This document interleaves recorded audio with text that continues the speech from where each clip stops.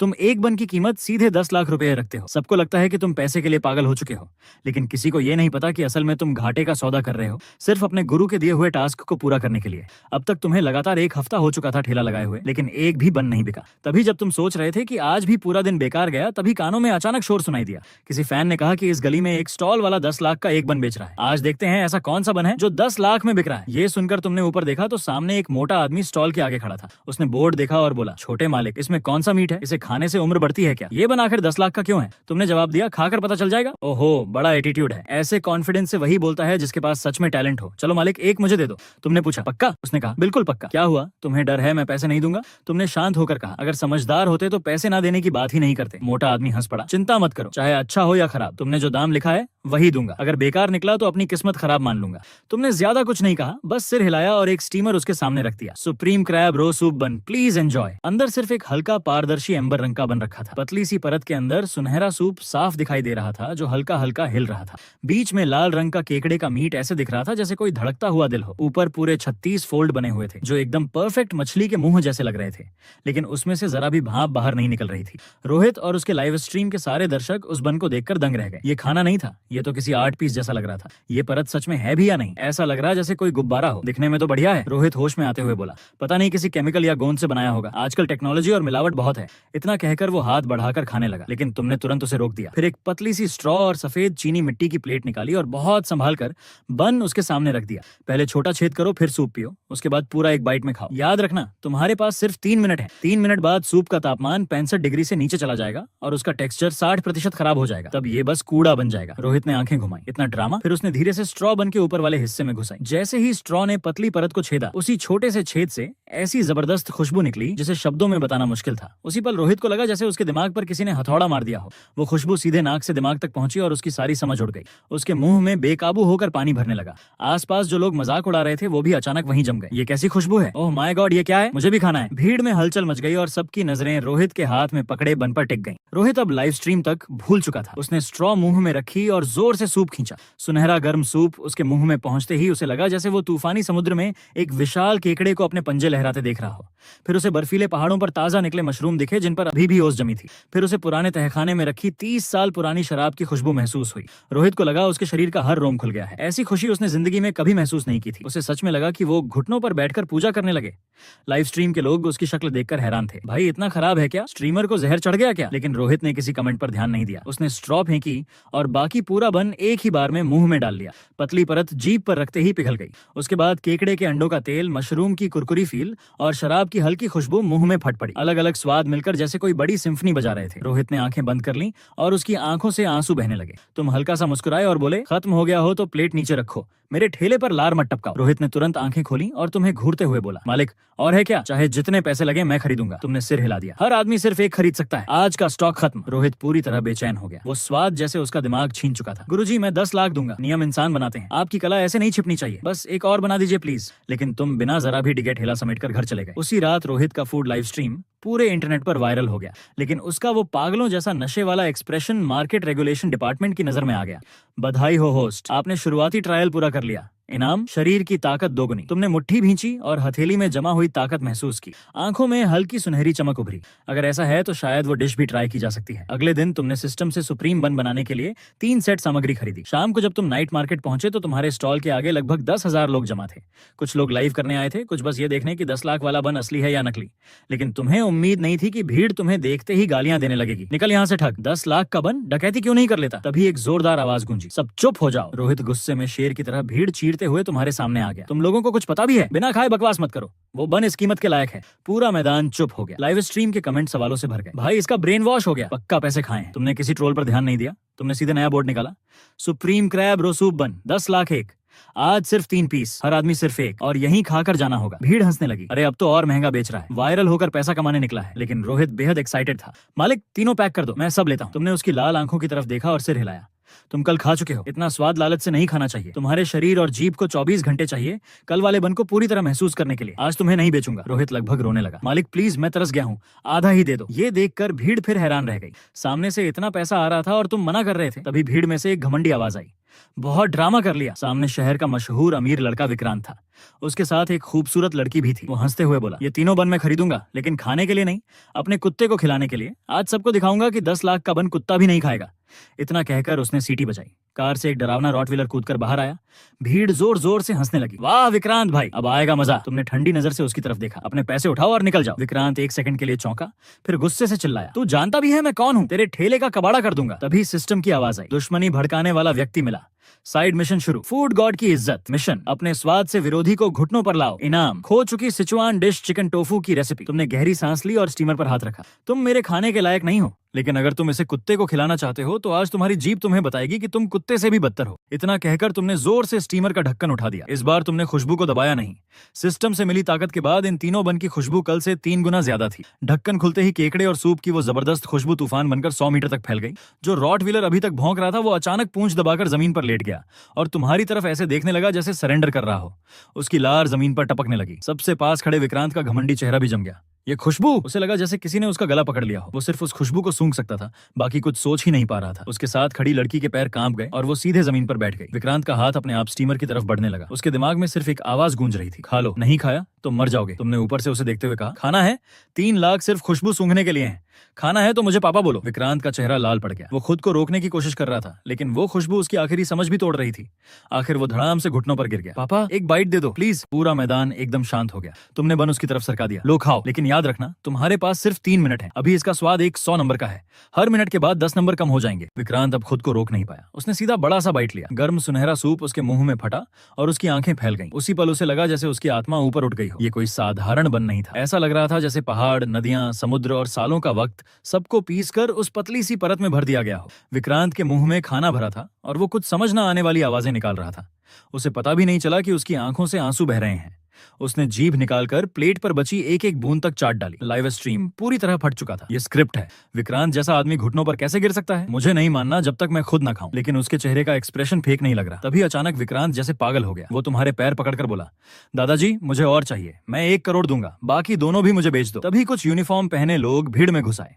आगे एक सख्त चेहरे वाला मध्यम उम्र का आदमी था। उसने अपना कार्ड दिखाया। मैं फूड रेगुलेशन ब्यूरो से इंस्पेक्टर अजय हूँ। इस स्टॉल का मालिक कौन है? हमें शक है कि तुम्हारे खाने में कोई नशे वाली चीज मिली हुई है। जांच के लिए सैंपल चाहिए। भीड़ तुरंत शोर मचाने लगी। पक्का अफीम डाली है, नया ड्रग होगा, अब गया जेल। तभी विक्रांत होश में आया और उल्टा तुम्हारे सामने खड़ा हो गया। जांच कैसी?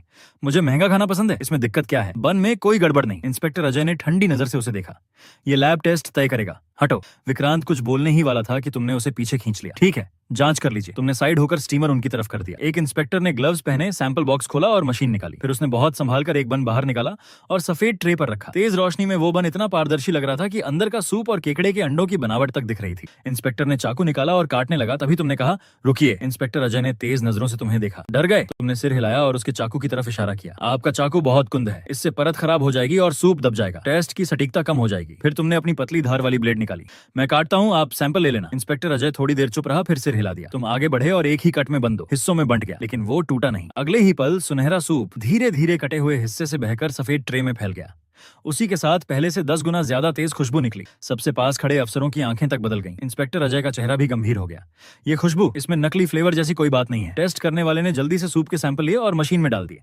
3 मिनट बाद उसने कांपती आवाज में कहा, रिपोर्ट आ गई। इंस्पेक्टर अजय ने गंभीर आवाज में पूछा, अफीम है? कोई फ्लेवरिंग केमिकल? टेस्ट करने वाले ने रिपोर्ट देखते हुए कहा, सभी रिजल्ट नेगेटिव हैं। कोई अफीम नहीं, कोई इंडस्ट्रियल कलर नहीं, कोई केमिकल फ्लेवर नहीं, कोई प्रिजर्वेटिव नहीं।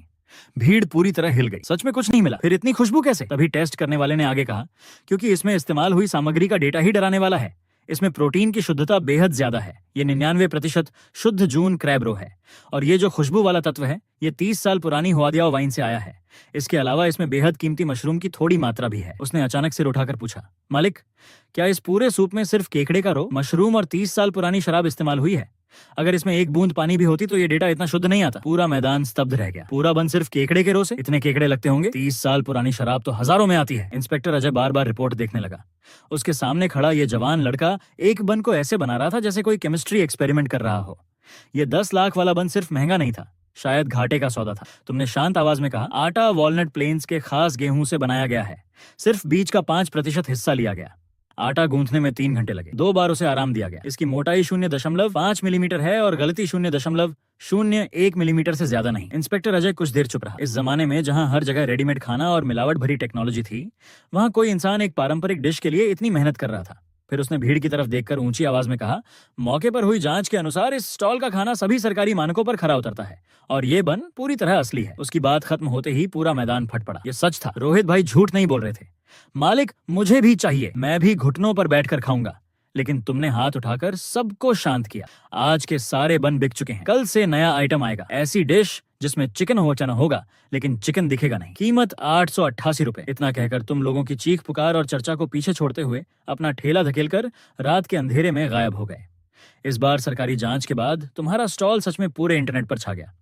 देश भर से खाने के शौकीन लोग उस रहस्यमयी नई डिश के लिए आने लगे। अगली सुबह तुमने सिस्टम से चिकन टोफू के लिए सबसे बेहतरीन सामग्री खरीदी और डिश तैयार की। शाम को नाइट मार्केट में टूरिज्म डिपार्टमेंट तक भीड़ संभालने के लिए मौजूद था। कल से कई गुना ज्यादा लोग थे लेकिन सब लाइन में खड़े थे। तुम अपना नया फूड कार्ट लेकर स्टॉल पर पहुंचे और नया बोर्ड लगाया, कुंग फू चिकन टोफू, 888 रुपए 1 कटोरी, आज सिर्फ 10 कटोरी। नोट, ये टोफू नहीं है। बोर्ड पढ़कर सब हैरान हो गए। टोफू नहीं है तो फिर क्या है? दिख तो टोफू जैसा ही रहा है। 888 रुपए की फीकी सी सूप जैसी चीज। मालिक, अब तुम सच में उड़ने लगे हो। तभी तुम्हारा सबसे बड़ा फैन रोहित जोर से बोला, रोहन मास्टर, जो बनाते हैं वो हमेशा कमाल होता है, तुम लोग क्या जानो असली सादगी क्या होती है। तभी भीड़ में से एक बूढ़े आदमी ने रास्ता बनाया। उसने पुराना बंदगला पहना हुआ था।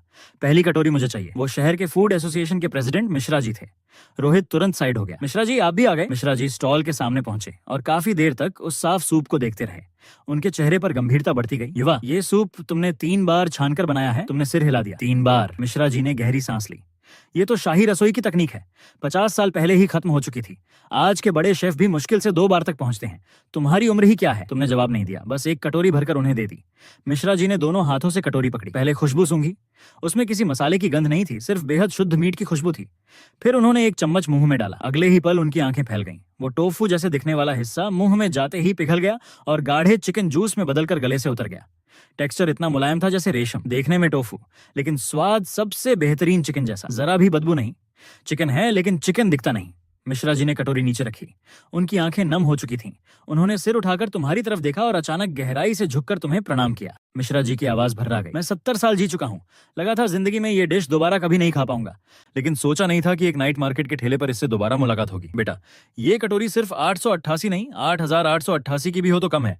ये असली भारतीय विरासत है। उनकी बात सुनकर पूरा मैदान हिल गया। 10 सेकंड भी नहीं लगे और सारी चिकन टोफू की कटोरियां बिक गईं। जिसने भी पहला चम्मच खाया वो उसी में खो गया। ये टोफू कहाँ है? ये तो पूरा मीट है। ये सब देखकर तुमने हल्की सांस छोड़ी। इस डिश के बाद अब तुम सिर्फ वायरल स्ट्रीट वेंडर नहीं रहे थे, बल्कि खाने की परंपरा को बचाने वाले इंसान बन चुके थे। लेकिन उसी वक्त भीड़ से थोड़ा दूर खड़ी एक काली मर्सिडीज वैन के अंदर सूट पहना एक आदमी अपने सेक्रेटरी से ठंडी आवाज में पूछ रहा था, पता चला? सेक्रेटरी घबराकर बोला, नहीं सर, इनके सामान का कोई रिकॉर्ड नहीं है, जैसे सब चीजें हवा से आ रही हो। आदमी हंसा, कोई भी हो, इसका फॉर्मूला मुझे चाहिए। दूसरी तरफ तुम स्टॉल समेटने ही वाले थे कि सिस्टम की आवाज आई। नया चैलेंज अनलॉक, पूंजी का हमला, मिशन। महंगे सामान की सप्लाई बंद होने के बाद भी सबसे आम सामग्री से टॉप शेफ को हराना। तुम हल्का मुस्कुराए। दिलचस्प। इस वक्त रोहित एक जिम्मेदार हेल्पर की तरह बर्तन साफ कर रहा था और लगातार बोलता जा रहा था, रोहन भाई, आपने लोगों के चेहरे देखे जैसे सब नशे में चले गए हों। कल थोड़ा ज्यादा बेचेंगे ना? तुमने सिर हिलाया। ज्यादा चीजें हमेशा घटिया हो जाती हैं, चाहे कुछ भी हो, मेरे नियम नहीं बदलेंगे। तभी पीछे से भारी आवाज आई, कल शायद तुम बेच ही ना पाओ। तुमने पलटकर देखा, सामने वही सूट वाला आदमी खड़ा था। अपना परिचय दे दूं, मैं Vikram Malhotra, Taste Palace Group का चेयरमैन। तुमने हल्का भौं सिकोड़ते हुए पूछा, काम? उसने तुम्हारे ठेले की तरफ इशारा किया। तुम्हारा हुनर अच्छा है, बिजनेस की बात करनी है। तुमने सीधा जवाब दिया, दिलचस्पी नहीं, और ठेला समेटने लगे। 5 करोड़। विक्रम ने बिना घुमाए सीधी बात की। आसपास खड़े लोग तुरंत शांत हो गए, लेकिन तुम रुके नहीं। विक्रम मुस्कुराया। इसके साथ टेस्ट पैलेस का चीफ टेक्निकल कंसल्टेंट बनने का ऑफर, सालाना 1 करोड़ सैलरी, बाकी शेयर अलग। तुम्हें बस अपने सूप बन और चिकन टोफू की पूरी रेसिपी और वीडियो ट्रेनिंग हमें देनी होगी। लाइव स्ट्रीम तुरंत फट पड़ा। 5 करोड़, जिंदगी सेट। टेस्ट पैलेस तो देश की बड़ी कंपनी है। विक्रम की आंखों में लालच चमक रहा था। तुम्हारी कला और मेरा पैसा मिल जाए तो हम तुम्हारे ब्रांड को पूरे देश में फैला देंगे। तुम अरबपति बन जाओगे। तुम रुके और पलटकर हल्का हंस दिए। फिर तुम इसे कितने में बेचोगे? विक्रम ने कंधे उचकाए। वो तुम्हारी चिंता नहीं, हम सेंट्रल किचन में इसे स्टैंडर्ड बनाएंगे। असली क्रैब रोते की जगह सस्ता फ्लेवर इस्तेमाल करेंगे, ताजा चिकन की जगह फ्रोजन मीट। तुम्हारी सीक्रेट मसाला रेसिपी रखेंगे और थोड़ा केमिकल फ्लेवर मिला देंगे। लागत 500 से नीचे आ जाएगी। सोचो कितना मुनाफा होगा। ये सुनते ही तुम्हारा चेहरा ठंडा पड़ गया। कचरा सामान और केमिकल मिलाकर मेरे नाम से लोगों को बेचना चाहते हो? तुम एक कदम आगे बढ़े। विक्रम ने भौं चढ़ाई।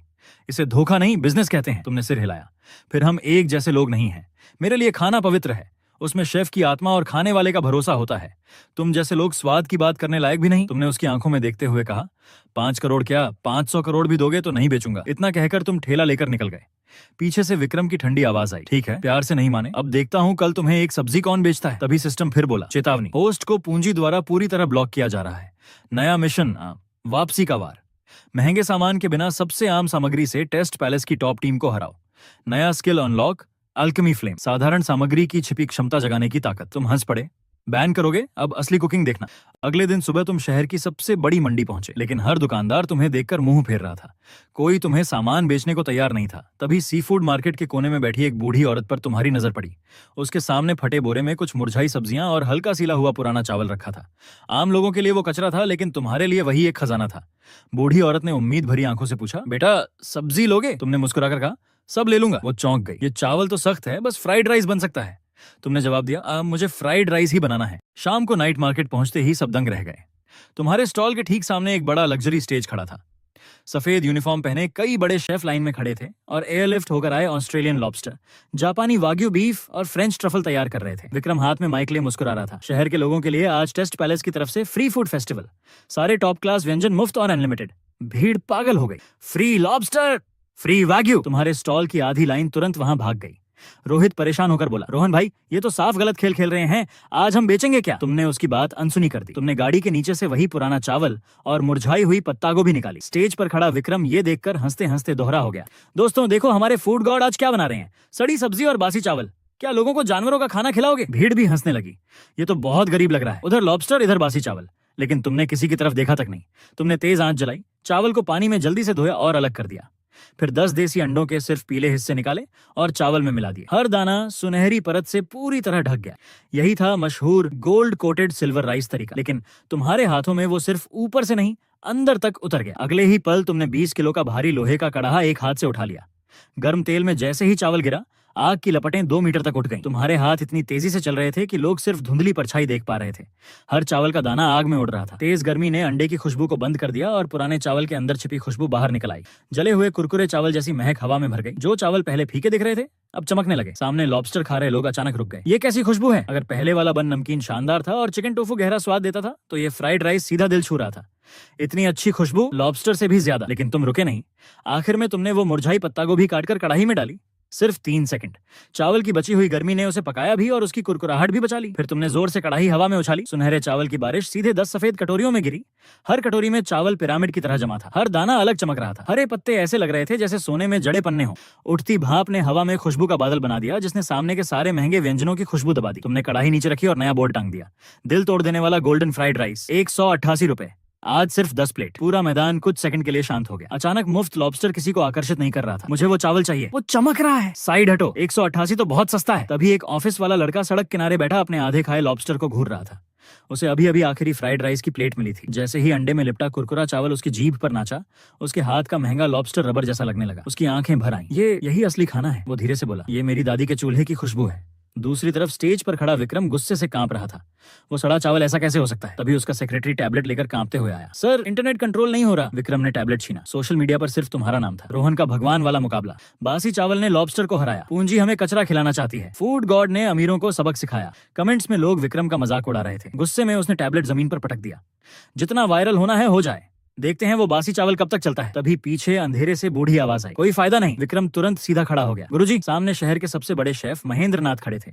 उन्होंने ठंडी नजर से विक्रम को देखा। अगर मैं ना आता तो तुम टेस्ट पैलेस का नाम डुबो देते। पैसा लगाकर दबाना, सप्लाई रोकना, और फिर भी इतनी बुरी हार। विक्रम पसीने से भीग गया। गुरुजी, उसने कोई जादू किया है। उस चावल में जरूर कुछ मिला था। चुप, महेंद्र नाथ गरजे। मैंने खुद वो फ्राइड राइस खाया है। उन्होंने आंखें बंद की जैसे स्वाद याद कर रहे हो। कुछ देर बाद धीरे से बोले, साधारण चीज को असाधारण बनाना आग की असली कला। उसने पुराने चावल की आत्मा जगा दी। वो लड़का साधारण नहीं है। विक्रम घबरा गया। तो अब क्या करें? क्या उसे हमारे सिर पर बैठने दे? महेंद्र नाथ ने लंबी सांस ली। हारना शर्म की बात नहीं, लेकिन हार कर भी गंदे तरीके अपनाना शर्म की बात है।